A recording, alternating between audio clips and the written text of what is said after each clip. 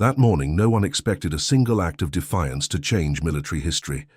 What began as routine training became a moment every soldier on base would remember, and one that would test the difference between following orders and doing what's right.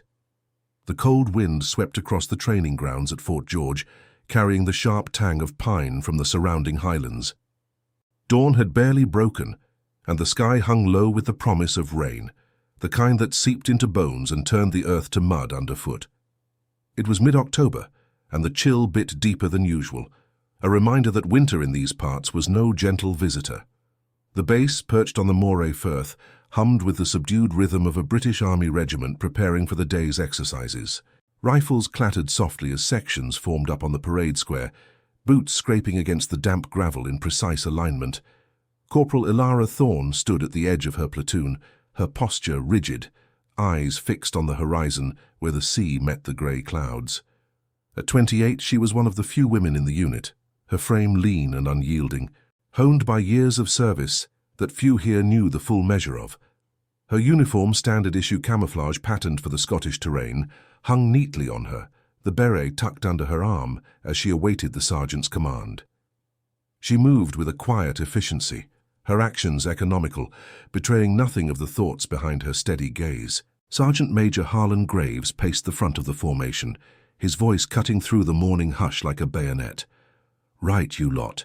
Today's a live-fire exercise on the hillocks beyond the wire. Multi-terrain, full kit, no slacking. Highlands don't forgive the unfit." His eyes swept the ranks, lingering a fraction longer on Thorne. She felt it, the subtle weight of his scrutiny, but she didn't flinch. Graves was old school, a veteran of tours in Helmand and the Balkans, and he ran his platoon with the iron discipline expected of the King's division. Whispers had followed Thorne since her transfer from a signals unit 6 months prior, rumours of her being too fragile for the rough stuff, as one private had muttered over a pint in the Nafi canteen. The platoon shuffled into motion, packs slung over shoulders, the weight of SA-80 rifles and Bergens pulling at their frames. Thorne fell in step without a word, her boots striking the ground in perfect cadence with the others. The path wound uphill from the barracks, past the squat stone buildings of Fort George, their walls scarred by centuries of drills and deployments. The air smelled of wet heather and cordite from yesterday's ranges, a familiar scent that grounded her. She'd trained in worse, far worse, but here, among these men who saw her as an outsider, she kept her counsel. Silence was her armor. As they crested the first rise, the wind picked up, whipping at the edges of their waterproofs. Private Ellis, a lanky lad from Manchester, with a mouth that ran faster than his feet, sidled up beside her. He was the sort who thrived on banter, the glue that held the platoon's morale together on long watches. But today, his grin carried an edge. "Oi, Thorne, reckon you'll make it to the top without turning blue? They said you'd freeze solid up here, didn't they? Like a bloody icicle in that signals hut you came from." A few heads turned, chuckles rippling through the line like stones skipped across a loch. Lance Corporal Reed, walking just ahead, glanced back with a smirk. "She'll be begging for a hot water bottle by the summit. Women and weather, never a good mix in the Highlands." Thorne's jaw tightened imperceptibly, but her expression remained impassive, eyes forward on the trail. She'd heard it all before, the jabs about her posting, the assumptions that her role in comms meant she couldn't handle the grit of infantry work. No one knew the half of it, the nights she'd spent in far harsher climes, glassing horizons through a scope that demanded steadier hands than most. But she said nothing. In the British Army, words were ammunition, best saved for when they counted. Instead, she adjusted her Bergen straps, the faint creak of leather the only response. Graves barked from the front, halting the platoon at a fork in the path. "Sections, form up for the approach. Thorne, you're on overwatch for the rear. Keep your eyes peeled. Wouldn't want you lot getting lost on my watch." There was no malice in his tone, just the clipped pragmatism of command. But the assignment felt like another nudge, positioning her as the afterthought. The exercise kicked off with controlled precision, squads advancing in bounds, simulating a patrol under fire. Muzzle flashes cracked in the distance, blank rounds echoing off the hills. Thorne took her position on a low ridge, kneeling behind a cluster of gorse bushes, her rifle at the ready. The wind tugged at her collar, but she ignored it, scanning the terrain through her sights. Competence came naturally to her, quiet, unshowy, the way the regiment preferred. Down below, Ellis and Reed moved with their fire team, calling out markers in low voices, their movements fluid but predictable. Then came the first real test of the morning. A simulated enemy contact flared up on the flank. A pop-up target battery Graves had rigged to test reactions. The platoon reacted swiftly, but in the chaos, Ellis stumbled on the uneven ground, his footing lost in the slick mud. His rifle slipped from his grasp, clattering down the slope toward Thorne's position. Curses flew from his lips as he scrambled after it, but the momentum carried him close enough that he nearly bowled into her. She caught his arm mid-fall, her grip firm on his sleeve, steadying him without a word. The rifle halted inches from the underbrush, saved from the drop. For a split second their eyes met, his wide with surprise, hers calm, unreadable. The platoon pressed on, the incident swallowed by the drill, but Ellis pulled away with a muttered, "Cheers," his earlier bravado muted. Thorne resumed her vigil, the cold seeping through her gloves. No one commented on the save. It was just another moment in the routine. But as the rain began to fall in earnest, pattering against her helmet, she felt the subtle shift, the first faint crack in the discipline that bound them all. Graves's voice carried over the downpour, calling the all clear, but Thorne lingered a moment longer, her gaze drifting to the distant peaks. The Highlands had their ways of revealing truths, slow and unforgiving, much like the service itself. By midday, as the platoon trudged back toward the fort, sodden and spent, the whispers had already begun to circulate, not of mockery this time, but of quiet curiosity. Thorne walked alone at the rear, her silence unbroken, the weight of unspoken histories pressing against the chill. Little did they know, the real defiance was yet to come. The afternoon brought no respite from the Highland drizzle, the sky a uniform slate that turned the parade square at Fort George into a slick mirror of grey. The platoon had stripped off their sodden gear in the armory, the air thick with the scent of damp wool and gun oil, rifles racked in neat rows under the watchful eye of the quartermaster.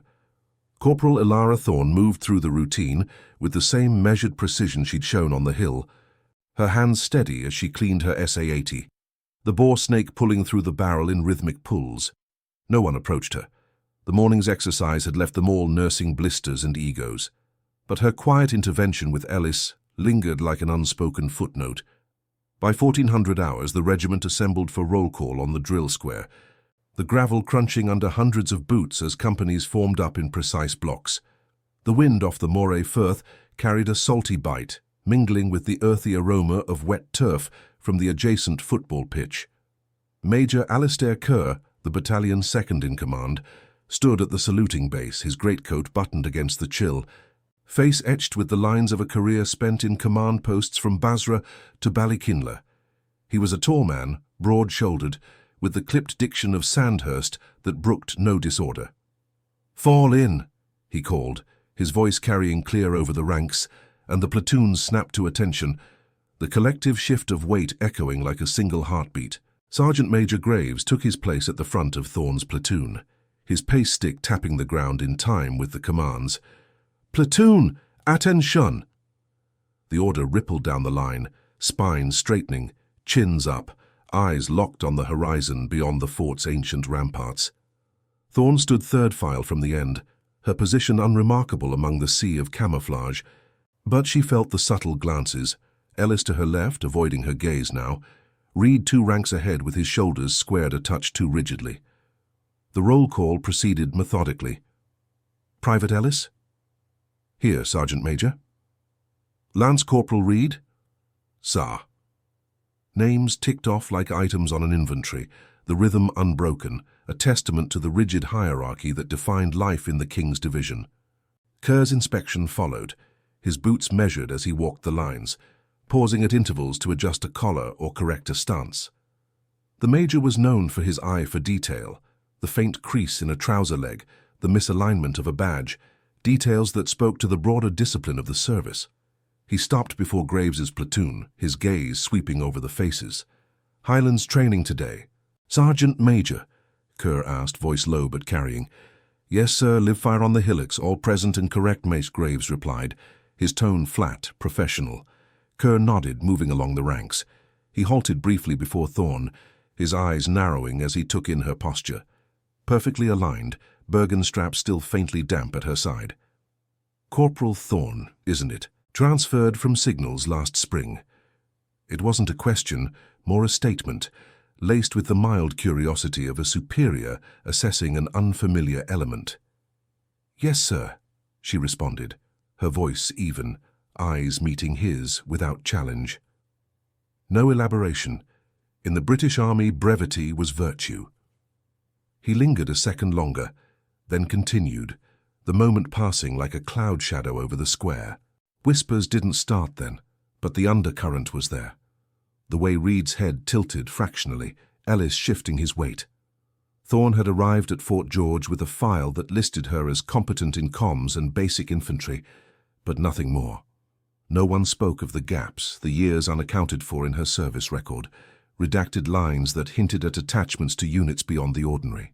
She was the quiet one, the woman who didn't join the banter in the barrack block, who volunteered for the solitary watches. Underestimated, yes, but her competence was undeniable. The way she'd anticipated the flank during the exercise, her rounds grouping tighter than most on the range. Dismissed at last, the platoon broke for the mess hall, the tramp of boots fading into the low hum of conversation as they filed toward the squat brick building at the fort's heart. Inside, the air was warmer, heavy with the smell of boiled cabbage and shepherd's pie, steam rising from tureens on the counter. Thorne queued in silence, tray in hand, the metal clinking softly as she ladled her portion. The hall was a microcosm of base life. Privates at one end, non-coms clustered in the middle, officers at their separate table. Hierarchy observed even here, in the scrape of chairs and the murmur of voices. She took her seat at a corner table, alone as usual, fork moving methodically through her meal. Ellis and Reed sat 2 tables over, their voices carrying in the din. "Saw her steady you this morning, Ellis," Reed said, not unkindly, but with that edge of probing. "Didn't know Signals girls had reflexes like that." Ellis shrugged, mopping gravy with a chunk of bread. "Yeah, well, lucky catch. Still, bet she's more at home with radios than rifles. Heard she washed out of some specialist course down south. Too cold for her up here, they say." A lance corporal from another section leaned in, chuckling. "She'll freeze in the Highlands, mark my words. Quiet as a ghost, but ghosts don't last in this weather." Thorne heard it all, the words filtering through the clatter like distant gunfire, but her expression didn't change. She ate steadily, her posture straight, the faint steam from her plate curling upward. Internally, the jab stung like frostbite's first nip, but she pushed it down, reserved as ever. Her past wasn't for sharing, not the long nights in the Brecon beacons, nor the classified detachments that had taken her to places where silence was survival. The regiment didn't boast, it endured. Graves entered then, tray in hand, taking a seat with the sergeants. His eyes flicked toward Thorne's table, noting her isolation, but he said nothing, turning instead to discuss the next day's maneuvers. The mess hall routine ground on, seconds called, tea poured from urns, the day winding toward evening stand easy. Outside, the rain had eased to a mist, cloaking the ramparts in haze, the fort's guns from the Jacobite era silent sentinels. As Thorne cleared her tray, stacking it with economical grace, a young private bumped her elbow in passing, the jolt sending her mug teetering. It didn't fall. Her hand shot out, steadying it mid-tip, the porcelain settling without a splash. The private muttered an apology, eyes widening slightly at the reflex, but he moved on without comment. Small things, these moments of silent competence, building like layers of frost on the Highland stone. By 1800 hours, the platoon dispersed to quarters, the base settling into its evening rhythm. Lights flickering on in the barracks, the distant call of a bugle from the guardroom. Thorne made her way to her bunk in the women's block, a Spartan room shared with 2 others, the walls papered with faded posters of regimental history. She sat on the edge of her bed, unlacing her boots with deliberate care, the leather creaking softly.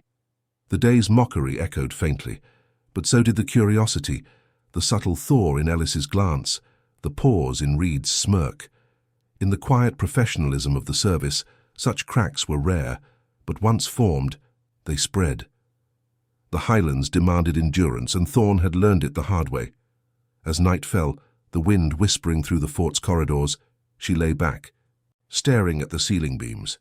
Tomorrow would bring more drills, more tests, but the order of things held firm, for now. The unspoken weight of her history pressed on, a shadow in the dim light, waiting for the moment it would no longer be contained. The following morning dawned with a relentless Highland mist, the kind that clung to everything like a second skin, turning the air thick and the ground treacherous underfoot. Fort George stirred early, the reveille trumpet piercing the fog at 05:30 hours, its notes muffled but insistent, summoning the regiment to another day of unyielding routine.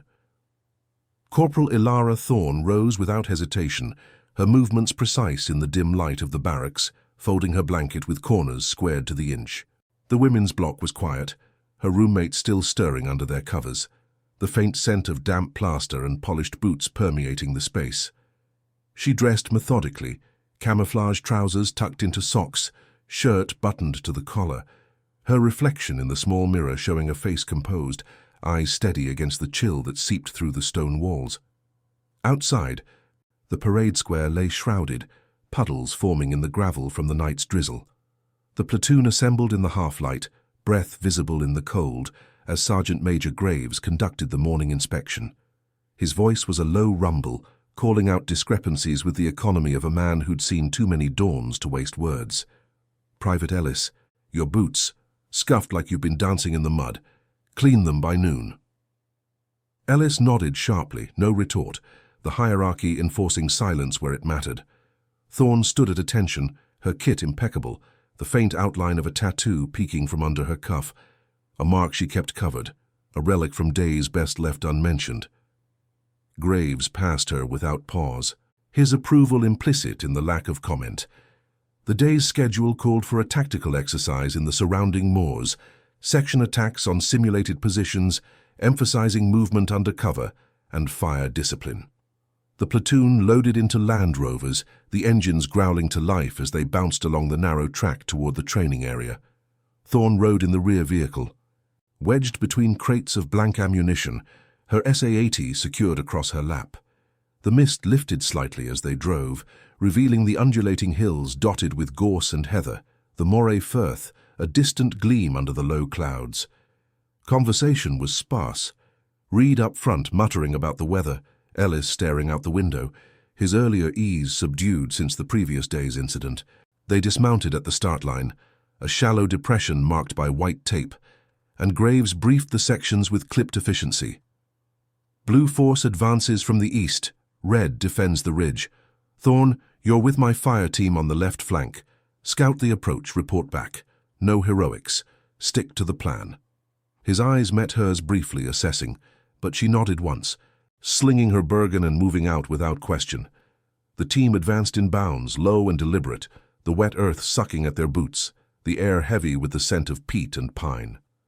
Thorn took point for her element, her steps measured, scanning the terrain through the gray haze.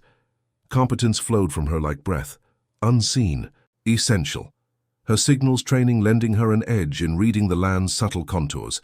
The exercise unfolded with the controlled chaos of military drill. Whistles blew for contacts, blank rounds cracked in staccato bursts, sections peeling off to suppress or maneuver. Thorn's team crested a low rise, the ridge objective in sight, when the violation came swift and unbidden. Reed, leading the push, signaled a halt behind a cluster of boulders, but in the adrenaline of the sim, Ellis misjudged his cover, lunging forward too soon. A red force umpire flagged the exposure, calling a halt to the maneuver. "Blue down, poor discipline," the umpire barked, his voice carrying over the moors. Frustration rippled through the team. Reed rounded on Ellis. His face flushed under the helmet. "You daft sod nearly gave us away. Can't you follow a basic bound?" Ellis bristled, shoving back verbally. "Wasn't my fault the ground's like bloody soup. Ask Thorn here. She's the one who should have spotted it from Overwatch." The accusation hung, misplaced blame shifting like the mist. Reed's eyes flicked to Thorn, narrowing. "Yeah, what about it, Corporal? Too busy freezing your fingers to call it."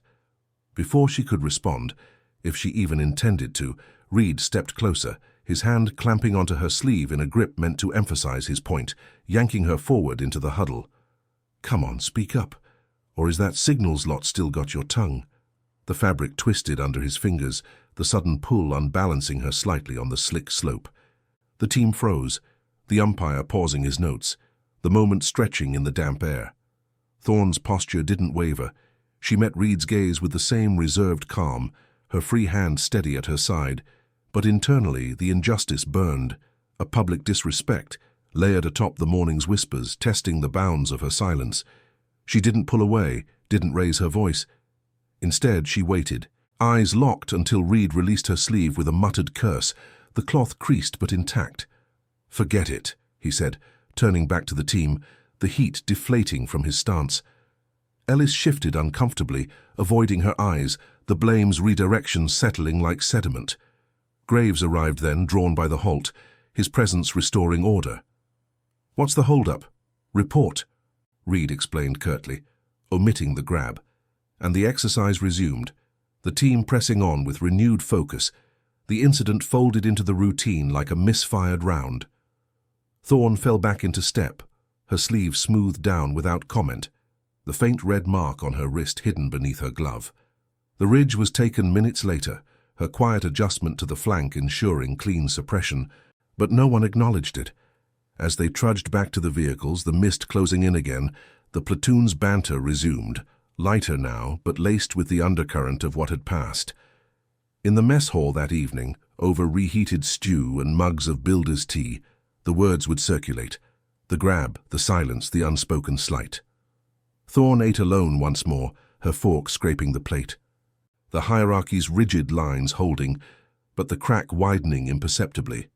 The day wound down with equipment checks in the fading light, the fort's ramparts silhouetted against the darkening sky. Thorne worked methodically, oiling her rifle by lamplight in the armory, the sergeant major's earlier briefing echoing in her mind. Discipline demanded endurance, not outburst, and she adhered to it. Her past a locked vault amid the routine. Yet as the Highland night deepened, the wind moaning through the battlements, the weight of the day's test lingered, a quiet humiliation that would soon demand its reckoning. Comment where you're watching from. I want to know how far stories of courage and integrity can reach. The mist had thickened into a proper Highland har by mid-morning, blanketing Fort George in a veil that muffled sounds and blurred edges, turning the training grounds into a spectral landscape. The regiment pressed on with the day's schedule undeterred, the Land Rovers rumbling back from the moors as sections debriefed in the ops room, voices low and analytical over steaming mugs of tea. Corporal Ilara Thorne contributed sparingly to the discussion, her input concise, a single observation on wind drift during the advance that Graves noted with a curt nod before moving on. No one lingered on her words. She was still the signals transfer, the quiet figure at the periphery, her sleeve now smoothed, but the crease from Reed's grip a faint reminder beneath the fabric. By 1100 hours, the base stirred with an unusual undercurrent. Word had filtered through the chain of command that a visiting element from Hereford was en route for a joint familiarization exercise. Not the full fanfare of a parade, but a low-key integration. SAS troopers embedding with select platoons to share tactics on long-range reconnaissance in rugged terrain. The regiment didn't announce arrivals with brass bands. They materialized like shadows, their presence felt before seen. Graves relayed the brief during the platoon huddle outside the briefing hut, his tone matter-of-fact. They'll join for the afternoon recce. Observe, advise, no disruptions. Keep it tight. Thorne stood at ease with the others, her posture unchanging. But she noted the subtle shifts. Ellis straightening his collar a fraction more, Reed's eyes flicking toward the gate with a mix of curiosity and wariness. The SAS carried an aura in the British Army, unspoken but palpable, a cadre of quiet professionals drawn from the best, their berets sand-colored, their reputations forged in operations that remained classified even among brother units. Thorne knew the type well. She'd worked alongside them once, in places where the line between support and survival blurred. But here she was just another corporal, her history buried under layers of routine. The vehicles arrived shortly after, 3 unobtrusive green Land Cruisers pulling up to the parade square without fanfare, engines cutting as doors opened. 4 men dismounted, moving with the economical grace of those who'd logged thousands of kilometers in worse conditions. Leading them was Captain Rhys Harlan, a wiry figure in his mid-40s, his face weathered by sun and wind, eyes sharp under the peak of his cap.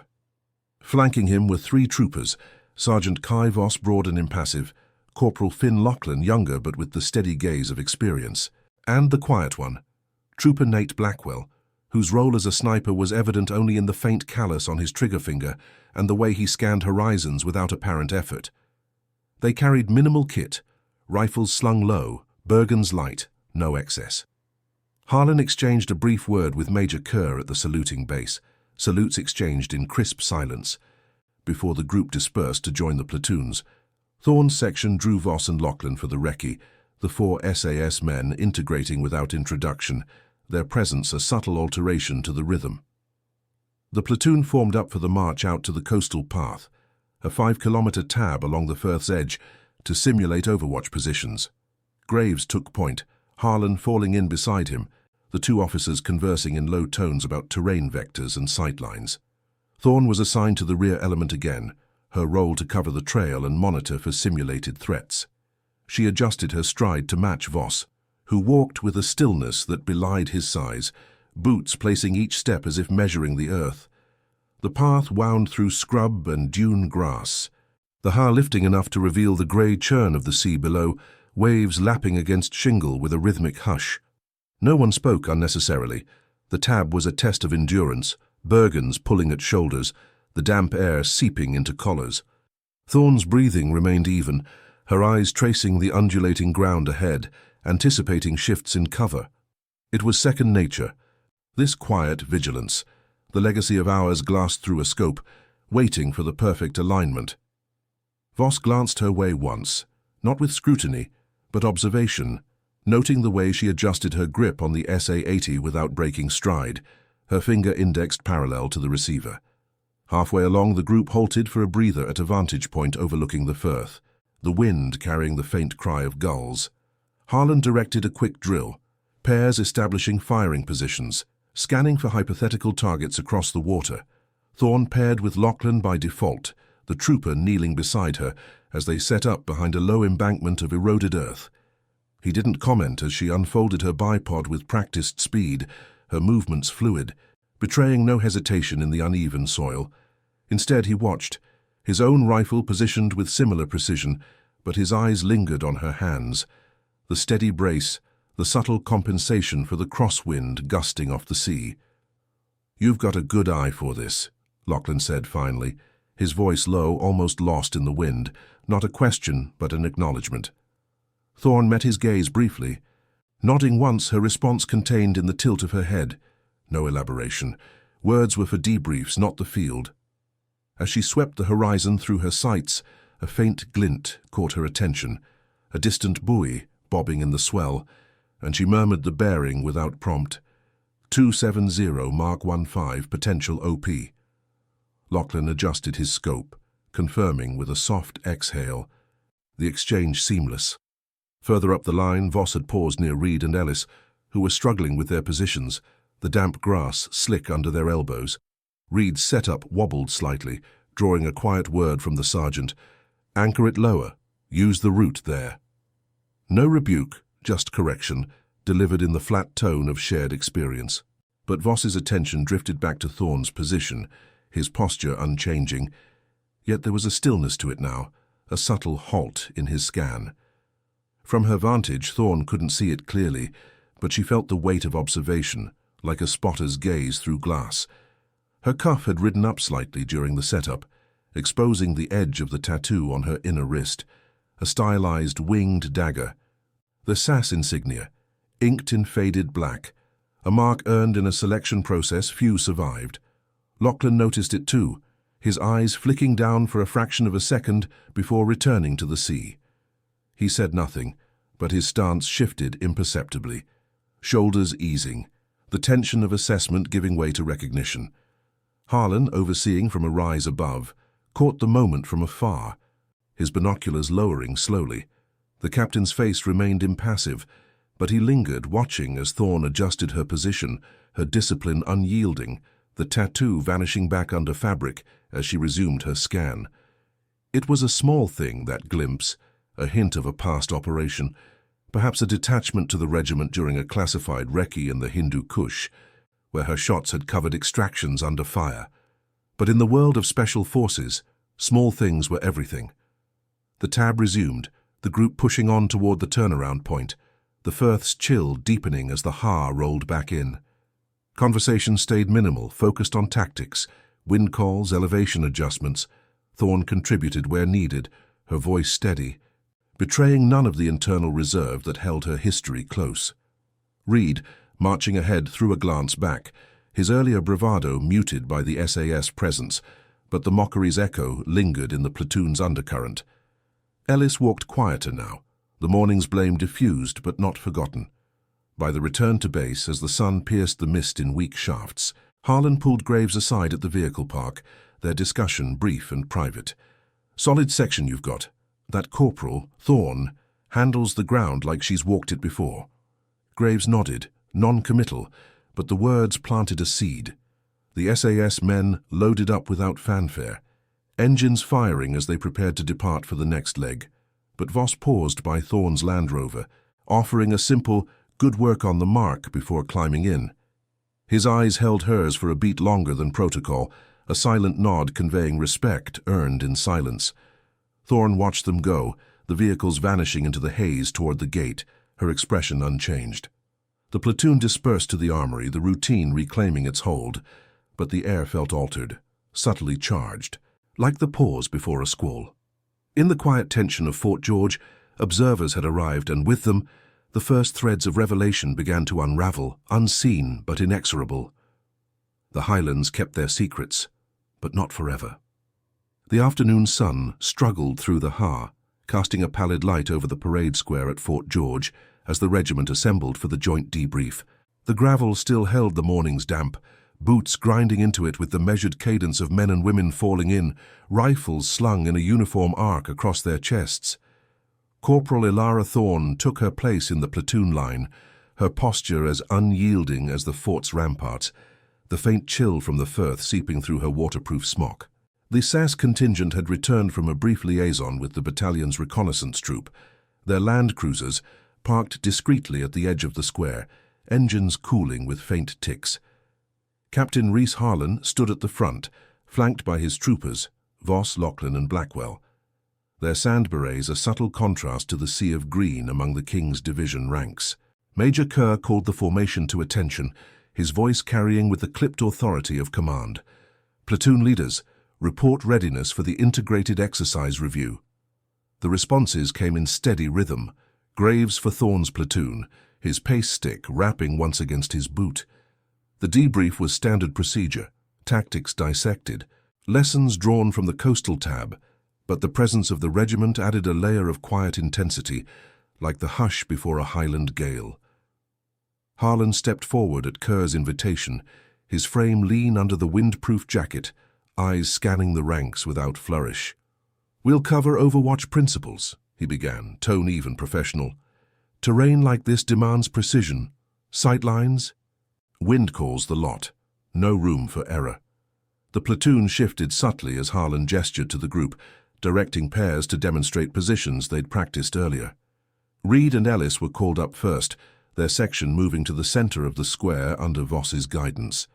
Reed knelt to set up a hasty firing point, using a rucksack as a rest, but his alignment faltered, the barrel drifting a degree off true in the cross breeze. Voss corrected it with a single word. "Compensate left, 2 clicks." Ellis followed, his setup steadier but lacking the instinctive flow, sweat beading on his brow despite the cool air. The demonstration proceeded, the platoon observing in silence, the scent of wet earth rising from the trampled gravel. Thorne's turn came without fanfare, paired again with Lachlan for the demonstration.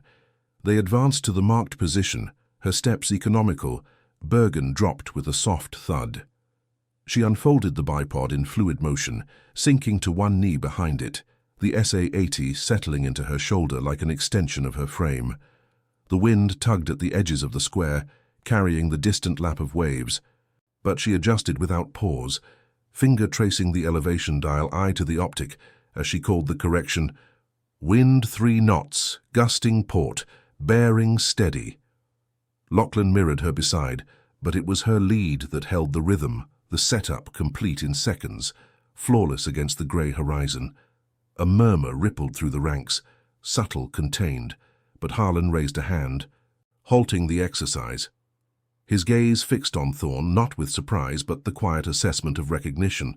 He stepped closer, boots deliberate on the gravel, the platoon freezing in place as the hierarchy bent to the moment. Kerr watched from the saluting base, brow furrowed faintly, while Graves stood rigid at the platoon front, his expression impassive. Voss and Lachlan exchanged no glance, their stillness a testament to discipline, but Blackwell, the sniper, shifted his weight imperceptibly, his eyes on Thorne's cuff where the fabric had ridden up once more during the kneel. Harlan stopped a pace from her position, voice low, but carrying to the assembled ranks. Corporal Thorne, that mark on your wrist, winged dagger, not standard issue for signals. The words hung in the chill air, simple, unadorned, yet they sliced through the routine like a bayonet. Thorne rose slowly, her rifle safed and slung, meeting his gaze with the reserved calm that defined her. No denial, no elaboration, her posture straight, chin level, the tattoo now fully visible, a faded emblem earned in the shadowed trials of selection, inked after a detachment that had seen her embed with SAS recce teams in the unforgiving peaks of Afghanistan. The square held its breath, the wind the only sound, boots rooted as the implication settled. Reed's face paled, his earlier grab replaying in the collective memory. Ellis stared at the ground, the mockery's weight turning to lead. Harlan continued, his tone unchanged, addressing the platoon as much as her. 2 years back, Operation Shadow Veil, extractions under fire in the Hindu Kush. A sniper's overwatch saved my patrol. 3 troopers pulled from a kill zone when the Talibs closed the net. That shot, from 2 clicks out in a sandstorm, wasn't from any ordinary signals operator. It was you, call-sign Ghost Echo. Held the line when we couldn't. Murmurs broke the silence now, not loud but insistent, spreading like mist through the ranks. Kerr stepped forward, his greatcoat swirling slightly, eyes widening as the pieces aligned, redacted attachments in her file, the unexplained gaps. Graves's jaw tightened, the sergeant major's scrutiny shifting from doubt to dawning respect. Thorne stood unmoving, her expression internal, the subtle tension in her shoulders, the only outward sign of the vulnerability beneath. The years of silence, the injustice born in quiet dignity. She'd never sought the reveal. The regiment didn't boast of such things, but truth, once glimpsed, demanded its due. Harlan raised his hand in salute, not flamboyant but precise, the gesture mirrored by Voss, Lachlan, and Blackwell in unison, their stillness profound, eyes locked on her. Corporal, Harlan said, the old call sign lingering unspoken but implied in the nod. The Highlands suit you, as they always did. The salute held, the base frozen in that suspended breath, shame creeping through the platoon like frost on stone, Reed's averted gaze, Ellis's bowed head, the whispers turning to awe.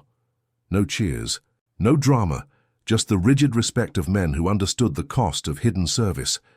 Kerr joined the salute a beat later, his voice breaking the moment with command economy.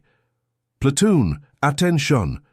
The snap of heels echoed, but the air had transformed, the hierarchy yielding to a deeper order, the quiet honor of moral courage recognized. Thorne returned the salute, her hand steady, eyes forward. The weight of her past no longer a shadow, but a legacy etched in the collective memory. As the formation dismissed, the parade square emptying in orderly file, the cold wind carried a subtle thaw, the routine forever altered by the public reckoning that had outflanked doubt itself. The fort's ancient walls stood witness, as they had for centuries, to the silent truths of service. The parade square at Fort George seemed to hold its breath in the aftermath, the weak sun filtering through the har like a reluctant witness. Corporal Elara Thorne lowered her salute with measured precision, her hand dropping to her side as the formation remained locked in attention, the collective stillness heavier than the damp air pressing down from the firth. Captain Reese Harlan held his own salute a fraction longer, his eyes meeting hers in that unspoken accord, forged in the dust of distant ridges, before he stepped back, the gesture complete, but its echo lingering.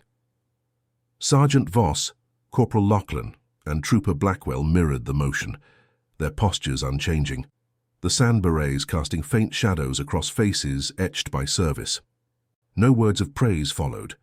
In the regiment, respect was a silent currency, earned in the quiet spaces between operations. Major Kerr broke the tableau first, his voice carrying with the clipped authority that restored order. "Platoon, stand at ease." The command rippled through the ranks, heels shifting on the gravel with a soft grind, but the release felt incomplete. The air charged with the weight of revelation. Reed stood rigid 2 files over, his gaze fixed on the horizon beyond the ramparts, the color drained from his cheeks. The grab from the Moors exercise replayed in every mind, its casual disrespect now magnified against the backdrop of Thorne's hidden legacy. Ellis, beside him, kept his eyes downcast. The morning's blame he'd shifted now a millstone, his earlier jabs about her fragility dissolving into the mist. Graves, at the platoon front, adjusted his pace stick against his boot, the tap a deliberate punctuation.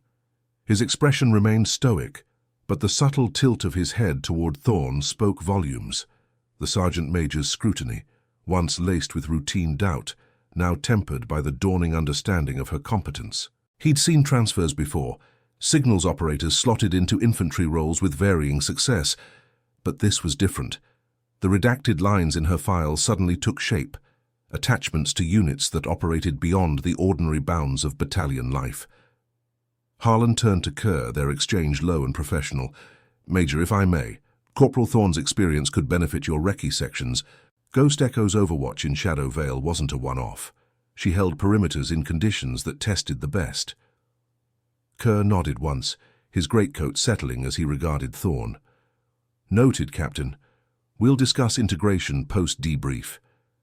It was no fanfare, just the pragmatic machinery of command shifting gears, but the implications settled over the square. From this moment, her isolation at the rear elements, the solitary watches, would give way to roles that matched her proven skill. The platoon began to disperse under Graves's direction, sections filing toward the armory and briefing huts, the tramp of boots resuming its rhythm but altered, slower, more deliberate, as if each step carried the residue of shame and emerging respect. Thorne fell in with her fire team, her SA-80 slung low, the tattoo now concealed once more beneath her cuff. No one addressed her directly.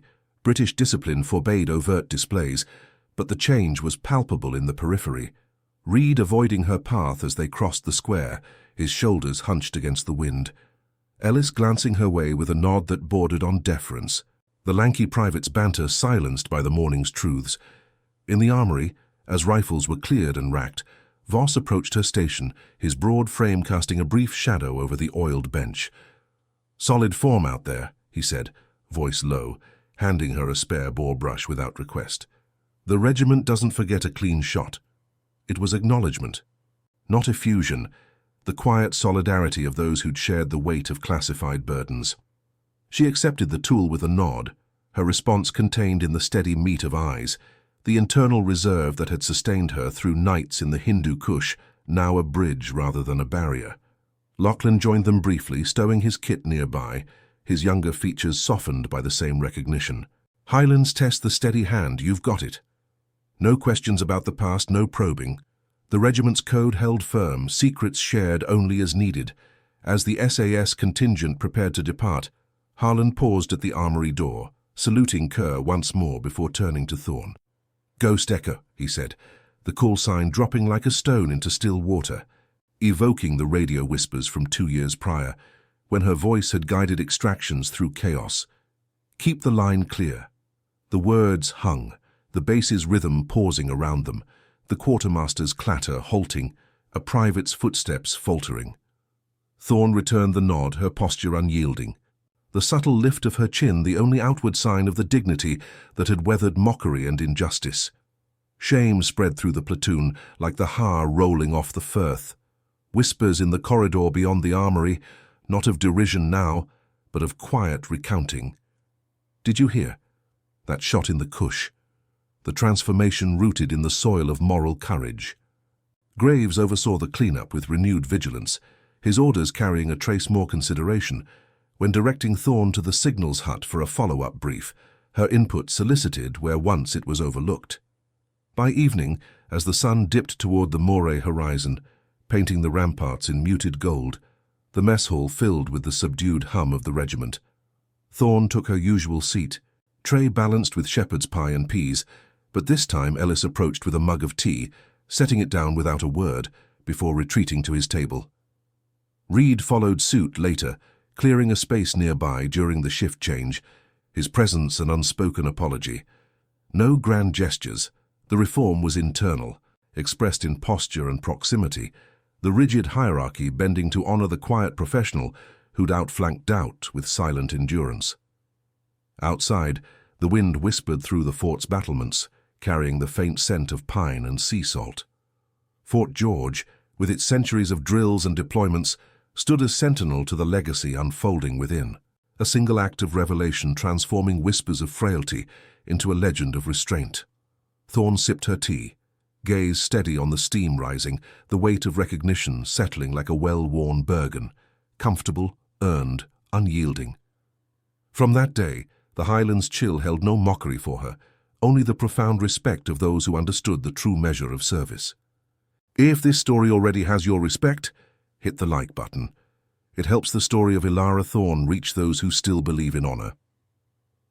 The days following the debrief blurred into the relentless cadence of Fort George, the Highland mist yielding to sharper frosts as November edged closer, frosting the ramparts overnight and turning the parade square into a crisp mosaic of boot prints.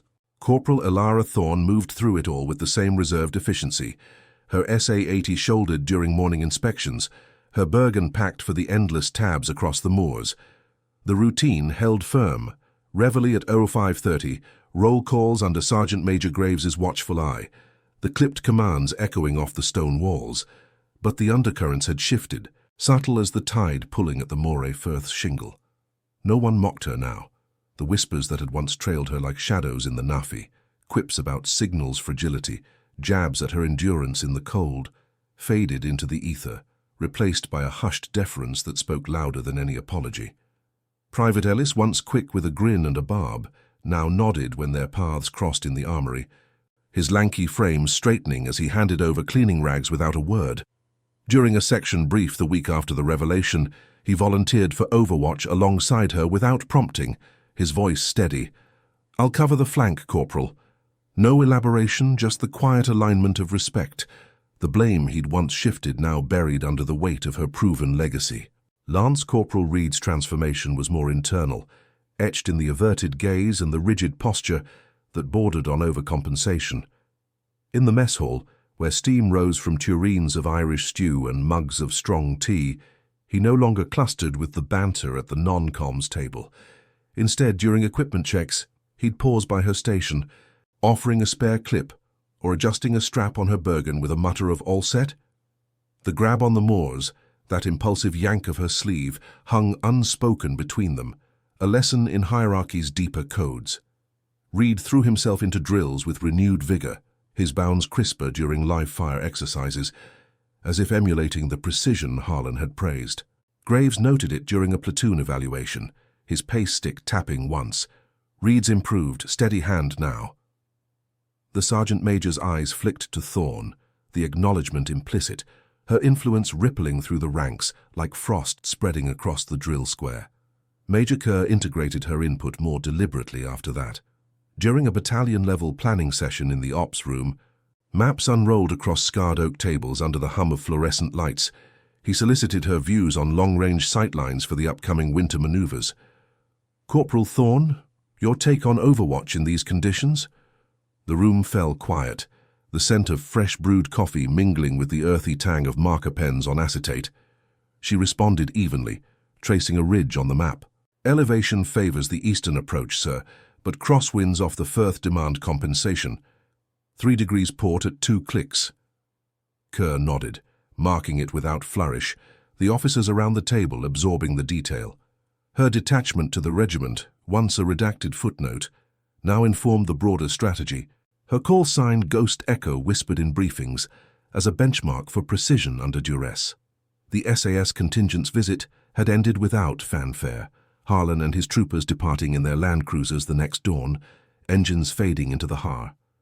But their echo lingered. A follow-up liaison arrived mid-month, a single trooper from Hereford, embedding for a week to advise on sniper tactics.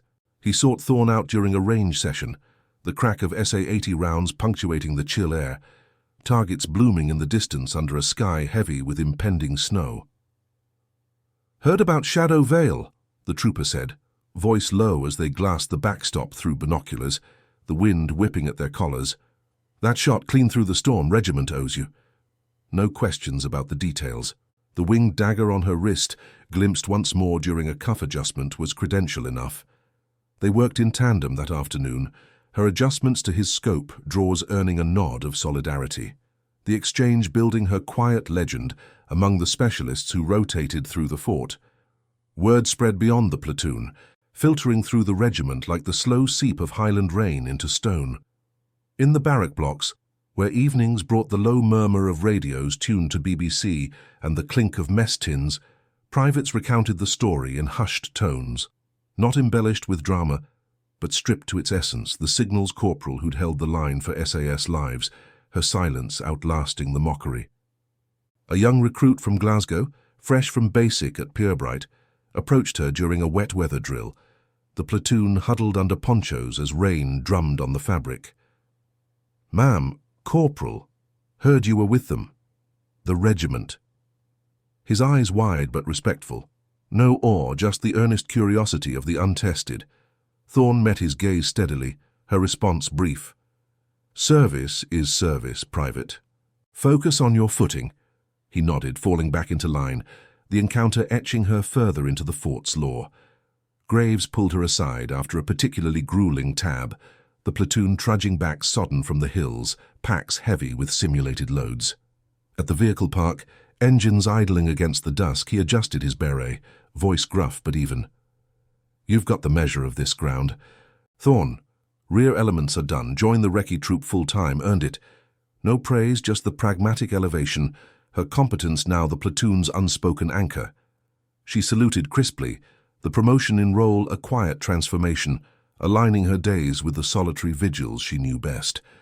As winter tightened its grip, the base's rhythm adapted around her, the cold air over the training yards carrying a subtle warmth in the nods from passing sections, the mess hall queues parting fractionally to include her in conversations on tactics rather than weather.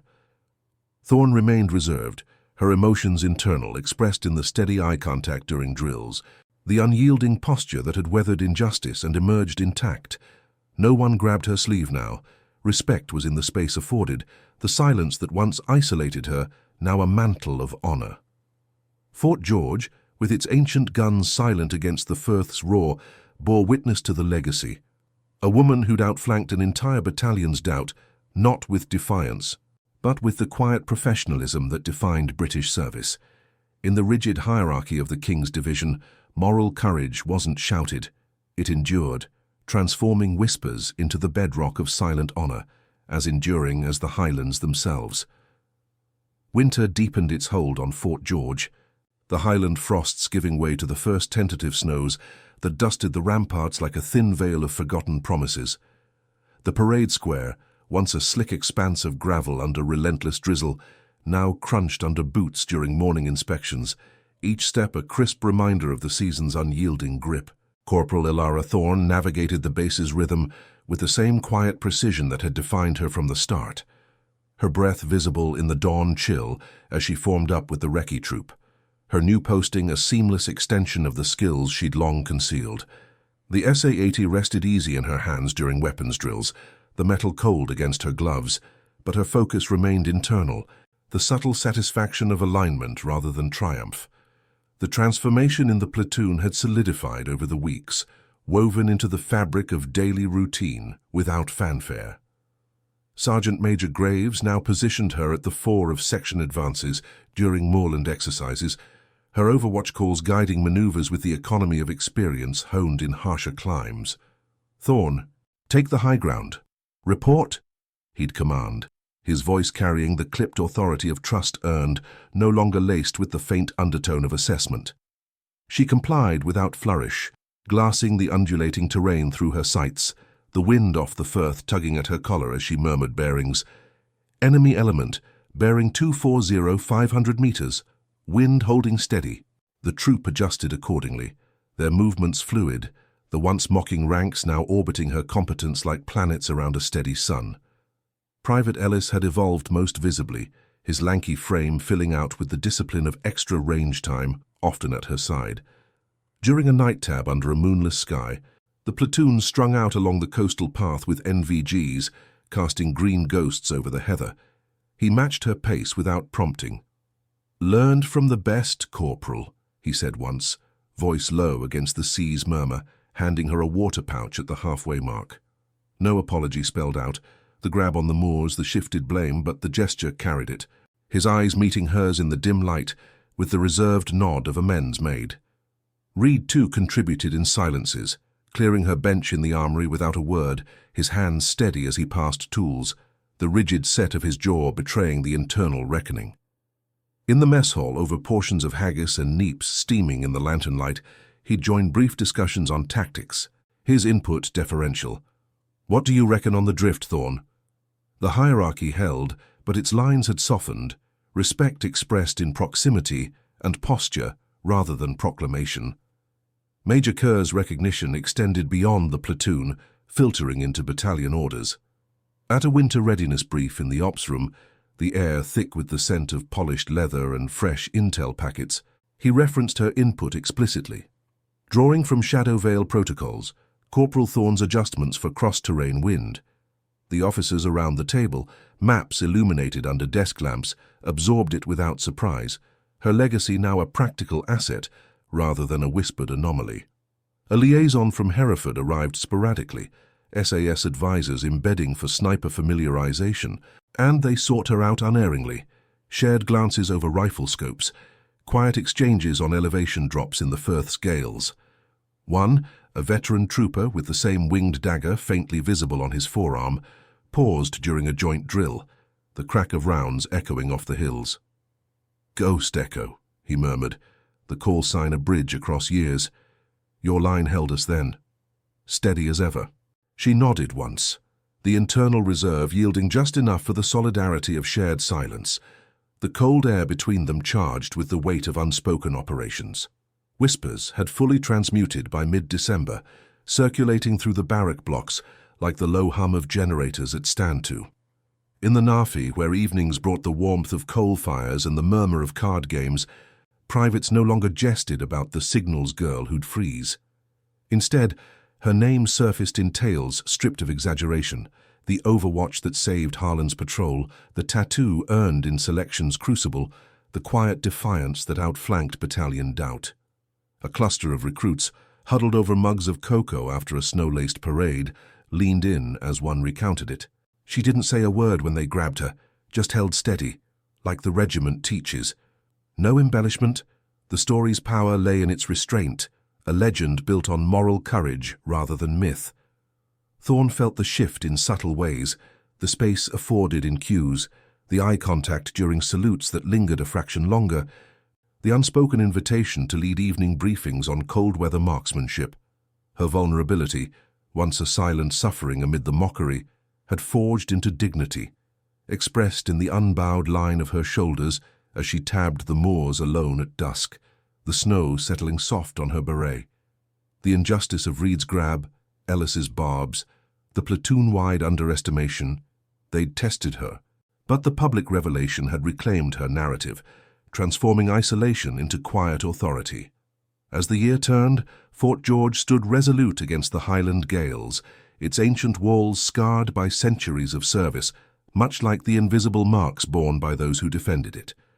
Thorn's legacy rippled outward, a testament to British discipline, not in grand gestures or excess heroism, but in the enduring honor of silence observed, moral courage quietly upheld. In the rigid hierarchy of the King's Division, where boots echoed on parade squares and orders cut through the chill, such truths reminded all that true outflanking came not from force. but from the steady resolve that weathered doubt and emerged unbreakable. The cold air over the training yards carried no mockery now, only the profound respect of a regiment forever altered by one woman's hidden past. Subscribe for more stories of loyalty, courage, and justice within the ranks. Thank you for watching the case of Ilara Thorne. See you in the next one.